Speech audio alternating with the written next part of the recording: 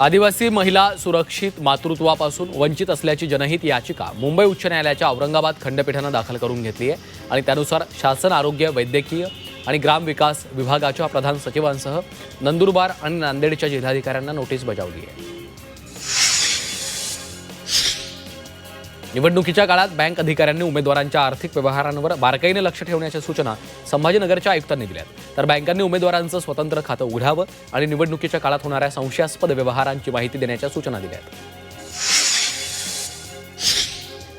दरवर्षी 1 फेब्रुवारीला केंद्रीय अर्थसंकल्प संसदेमध्ये सादर होतो। आगामी 2026-27चा केंद्रीय अर्थसंकल्प सरकारला रविवारी लोकसभेत सादर करावा लागेल, कारण यावर्षी 1 फेब्रुवारीला रविवार आहे।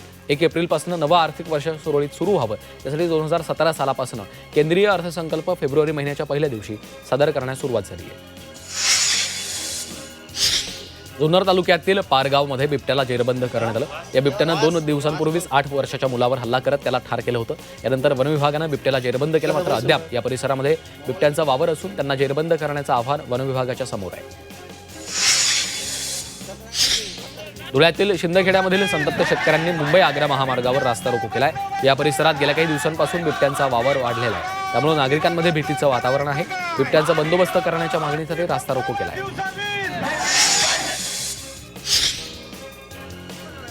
रत्नागिरीतील ग्रामीण भागात बिबट्याचा वावर आढळलाय। संगमेश्वर तालुक्यातील शृंगारपुरात बिबट्या थेट एका घरात शिरला। या घटनेमुळे नागरिकांमध्ये भीतीचं वातावरण पसरलं, तर 2.5 ते 3 तासांनंतर या बिबट्याला जेरबंद करण्यात यश आलंय। छत्रपती संभाजीनगर जिल्ह्यातील वैजापुरात विहिरीत पडलेल्या बिबट्याला 5 तासांच्या रेस्क्यू ऑपरेशननंतर विहिरीच्या बाहेर काढण्यात आलं। परिसरातील शेतकरी शेतपंप सुरू करण्यासाठी गेल्यानंतर त्यांना बिबट्या विहिरीत आढळल्याचं दिसलं। यावेळी शेतकऱ्यांनी तत्काळ वन विभागाला माहिती दिली। नागपूर जिल्ह्यात मतमोजणीसाठी प्रशासनानं जय्यत तयारी केली आहे। मतमोजणी केंद्रांवर कडेकोट पोलिसांचा बंदोबस्त आहे। सीसीटीव्ही कॅमेऱ्याची नजर राहणार आहे। या निवडणुकांमध्ये अनेक नेत्यांची प्रतिष्ठा पणाला लागलेली आहे। उद्या निकाल हाती आल्यावर गुलाल कुणाचा हे चित्र स्पष्ट होणार आहे। मुंबईतील दादर, धारावी, अंधेरी आणि वांद्र्यात पाणी कपात केली जाणार आहे। 22 डिसेंबर सकाळी 10 वाजल्यापासून ते 26 डिसेंबरला दुपारी 1 पर्यंत कमी दाबानं पाणी पुरवठा होणार आहे। त्यामुळे नागरिकांना पाणी जपून वापरण्याचं आवाहन करण्यात आलं आहे। मध्य हार्बर मार्गावर उद्या ब्लॉक असणार आहे। ठाणे आणि कल्याण स्थानकादरम्यान 5व्या आणि 6व्या मार्गिकेवर ब्लॉक असेल, तर हार्बर मार्गावर पनवेल आणि वाशी स्थानकादरम्यान ब्लॉक असणार आहे। सकाळी 9 ते दुपारी 1 पर्यंत हा ब्लॉक असेल। पुण्याहून मुंबईला अवघ्या 90 मिनिटांत पोहोचणं शक्य होणार आहे। पुणे मुंबई दरम्यान नवीन द्रुतगती महामार्ग बांधण्यात येणार आहे। या प्रकल्पाच्या अहवालाला नुकतीच मंजुरी मिळाली आहे। ठाणे आणि मुलुंडच्या दरम्यान नवीन उपनगरीय रेल्वे स्थानकाचं काम रखडलं होतं। आता केंद्रीय रेल्वे मंत्री अश्विनी वैष्णव यांनी रेल्वेच्या अखत्यारीत येणारी सर्व कामं त्वरित सुरू करून खर्चाचा भार रेल्वे उचलणार असल्याचं सांगितलं। त्यामुळे आता या कामाला गती मिळणार आहे। मतदानाचा टक्का वाढवण्यासाठी निवडणूक आयोगाकडून प्रयत्न केले जात आहेत। मतदानाच्या दिवशी सुट्टी असल्यामुळे अनेक जण मतदानाला न जाता सहलीला जातात। त्यामुळे टूर ऑपरेटर कार्यालय, हॉटेल, रेस्टॉरंट्स अशा ठिकाणी मतदानाच्या तारखेचे फलक लावण्याचं आवाहन केलं आहे। मुंबईत 1,68,000 दुबार मतदार असल्याचं निश्चित झालं। दुबार मतदारांच्या यादीच्या पडताळणीचं काम पूर्ण होत आलंय। पुढील 2 ते 3 दिवसात या दुबार मतदारांकडून हमीपत्र लिहून घेतलं जाणार आहे।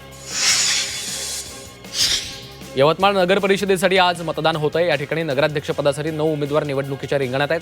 आदिवासी विकास मंत्री अशोक उईके यांची कन्या प्रियदर्शनी या भाजपच्या, तर माजी मंत्री शिवाजीराव मोघे यांची सून प्रियंका या काँग्रेसकडनं रिंगणात आहेत।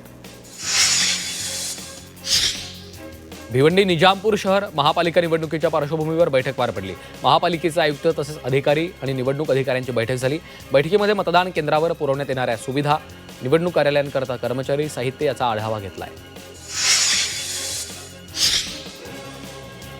धुळ्यात महापालिकेच्या निवडणुकीसाठी शहरात प्रवेश करणाऱ्या 11 प्रमुख रस्त्यांवर विशेष पथकाची नियुक्ती केली। पथकामध्ये महानगरपालिकांचे कर्मचारी, पोलीस आणि चित्रीकरणासाठी 1 व्यक्ती असणार आहे। धुळे जिल्ह्यात शिंदखेडा, शिरपूर आणि पिंपळनेर या 3 नगरपालिका आणि नगर परिषदेसाठी उद्या मतमोजणी होणार आहे। यासाठी प्रशासनानं मतमोजणीची पूर्ण तयारी केली। कुठलाही गोंधळ होऊ नये यासाठी अतिरिक्त पोलीस बंदोबस्त तैनात केला आहे। धुळे महापालिका निवडणुकीसाठी 6 ठिकाणी निवडणुकीची कार्यालये उभारली आहेत. एकाच ठिकाणी गर्दी होऊ नये, इच्छुक उमेदवारांना उमेदवारी अर्ज सहज भरता यावे, यासाठी निवडणुका निपक्षपातीपणे पार पडावी, यासाठी कार्यालय असणार आहे.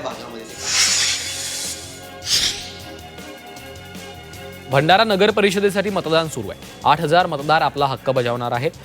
त्यामुळे 8 उमेदवारांच्या भाग्याचा फैसला होणार आहे. सुधारित निवडणूक वेळापत्रकानुसार आज मतदान पार पडत आहे.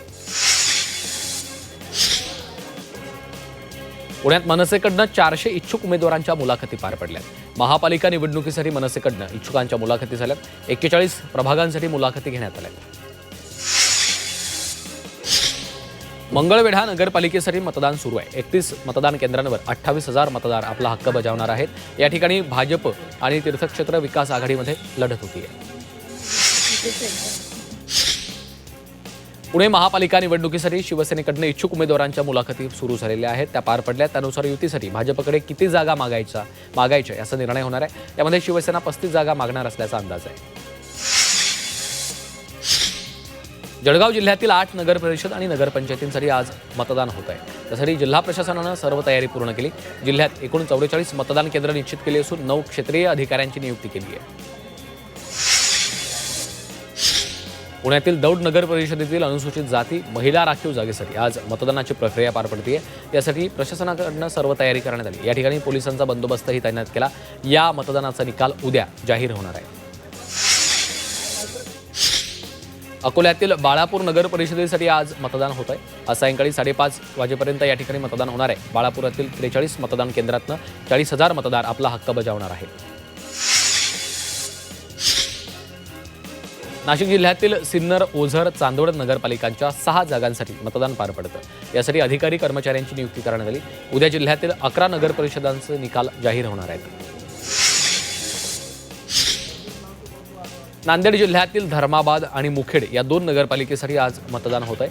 न्यायालयाच्या निकालामुळे धर्माबाद आणि मुखेड या 2 नगरपालिकांची निवडणूक पुढे ढकलण्यात आली होती. उद्या एकूण 12 नगरपालिका आणि एका नगरपंचायतीचा निकाल लागणार आहे. अहिल्यानगर जिल्ह्यातील 3 नगर परिषदा आणि एका नगरपालिकेसाठी मतदानाची प्रक्रिया पार पडते. कोपरगाव, देवळाली, नेवासा आणि पाथर्डी या ठिकाणी मतदान प्रक्रिया पार पडते. याची पूर्ण तयारी निवडणूक विभागानं केली असून एका मतदान केंद्रावर 5 कर्मचारी तैनात आहेत. धाराशिव आणि उमरगा नगरपालिकेसाठी मतदानाची प्रक्रिया पार पडते. मतदान प्रक्रिया सुरळीत पार पडण्यासाठी प्रशासनाकडून तयारी करण्यात आली. मतदान केंद्रांवर पोलीस बंदोबस्तही तैनात केला आहे.